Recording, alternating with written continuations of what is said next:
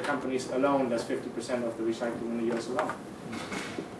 Why? It's because influenced by special interest lobby, science takes secondary role behind the lobby, lack of political will, ability, the hands are tied, and lack of accountability, if any. And this is accountability. This is what I consider accountability. The Green Party in Germany, I remember when I grew up, my parents were in front of the TV, my grandma was everybody very proper, set, and always wearing suits and ties. The Green Party sitting there knitting their own shirts and jeans, wild hair, and people couldn't just believe it. But they were in the Bundestag, they got elected, they were in there today, just this year, the first governor in one of the states of Germany, the second most popular state, was from the Green Party. They got the most votes, and there's actually now speculation that the Greens have a run at the German parliament this year, I mean the next election around. To consider this, originally a lot of people, as you can see, also many members of the Green Party started their career in action groups against incineration. Incineration with low emission levels, energy and material recovery is accepted today by the Green Party. And they also say waste avoidance and recycling products are not the solution, they're just part of it. Even recycled products become waste after use. Using best available technology, for example incineration, means that you have the ability to become much more sustainable. The Green Party has to respond to their voters. They are responsible, they have accountability. Without accountability, long-term liability left to us and our heirs, wasting our natural resources, setting bad example for future generations. We lose out on vital job opportunities, and we miss lack of competitive edge to other countries, like China, for example. We spend millions of dollars unnecessarily. It's just a shift on the time axis, and we really delaying the inevitable. I'd like to give an idea here. I guess we can't read it. The regulations in North America. You have, waste energy is one of the most regulated concepts in the U.S. Worldwide, really, but let's say in the U.S. right now. You can measure up to less than 1 nanogram, which is 1/1000th of a gram of things that come out. And you can measure just about everything that is coming out. You know what's coming out of these facilities. It's also renewable energy, and it's material recovery. 100% landfill diversion is possible. If you look at landfilling, it's very limited on the regulations because of the lobby efforts. It's a very slow process, and there is a certain amount of methane, even with the most sophisticated systems of landfill gas recovery systems, which do get up to 90–95% today. The reality is, so a lot of the methane is lost prior or after the process, because this is going to go on for decades and centuries. In addition, you have over 2,000 toxic chemicals that eventually find their way into the air. On the composting side, which is a phenomenal idea, that's why it's also listed in, it's supposed to be blue here. It's very limited regulations because we perceive it as a green thing, but we need to be careful what we do, because still carbon dioxide is produced, which are laughing gas, 298 times as potent as CO2. It's not high in concentration, but it does exist, and it goes up into the atmosphere. So doing things in an enclosed area, like anything over 10,000 tons in Germany, has to be in enclosed facilities where they treat the emissions. And so we have abilities to create jobs here. We have abilities to move this forward. So we shouldn't spend our taxes and money taxes and monies on things that could have been prevented in the first place. Especially considering our economic situation right now. What we need is jobs, and we need to invest in our future. Good things right now on the horizon is Palm Beach, Florida, with 3,000 tons per day facility, Baltimore facility with 4,000 tons a day. Proposals, Palm Beach is moving forward. Baltimore is still in the proposal stage, but it seems like all the communities have signed on. Also, Frederick County, Maryland is moving on. These are all authorities, and compared with counties or cities, they have more interest in economic development and less politically driven, what we have found out in our research.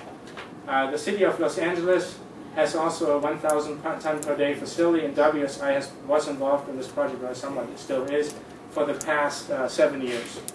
So, and as you can see, Baltimore says with the 4,000 ton a day facility, 1,200 construction jobs, 3 years, over 180 permanent jobs, 160 megawatt of electricity. For the Pacific Northwest, we're estimating about 700 operating jobs, additional to what is there right now. Just to the if we move away from landfilling, no landfill jobs will be lost. We can move everybody into jobs that are in waste-to-energy facilities. We're looking at over 4,000 construction jobs. We're looking at thousands of secondary jobs that go hand in hand with this. Economies of scale make this very feasible, so we have a larger waste volume than, for example, in the city of Spokane. Damon will talk about it in a minute, but there are more jobs if diversity and integrated approach when you include recycling, composting, and avoidance. This is just looking at waste to energy, so we can have more of this. An example that was given with the current solid waste plant in King County, with the Cedar Hills landfill, 22,000 passenger cars will be taken off the road. If we do the same thing and treat all the waste that goes in, this is again the 2008 numbers, now we're about 820,000 tons annually, but we would take almost tenfold that many cars carbon-related off the road, considering for the energy produced. And if you do resource recovery facilities, that would be significantly higher still. So waste, I see it as a resource. A resource means economic value. Renewable resource means environmental value. Environmental value means quality of life. But there's a second equation to this, which is waste is a resource. Resource recovery means jobs.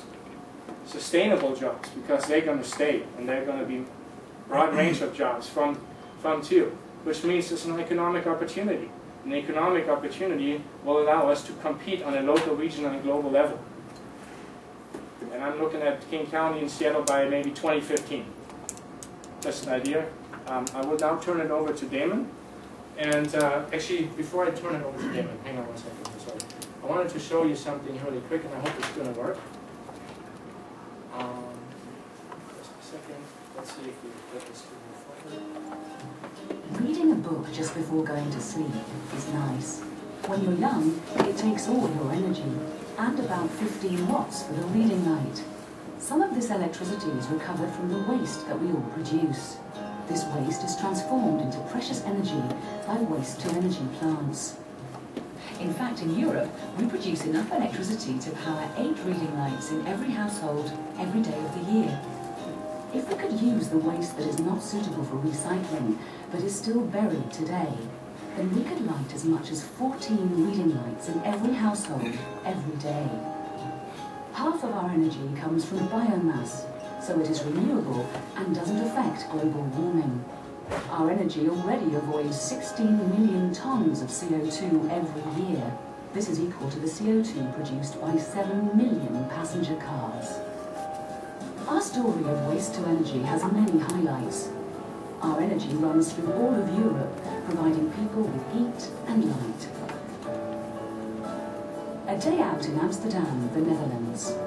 Electricity generated by the AEB waste-to-energy plant helps provide green certified power for the tram, metro and city. Going ice skating is fun. In Nottingham, England, the National Ice Centre is on the city's district heating network, receiving energy generated by treating waste in the Eastcroft waste-to-energy plant.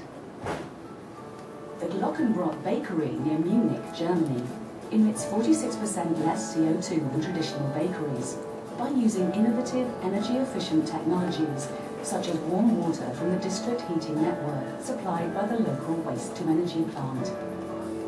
In the winter, 50% of Paris, France, including the famous Louvre Museum, is heated by 3 waste-to-energy plants, helping to keep the Mona Lisa smiling.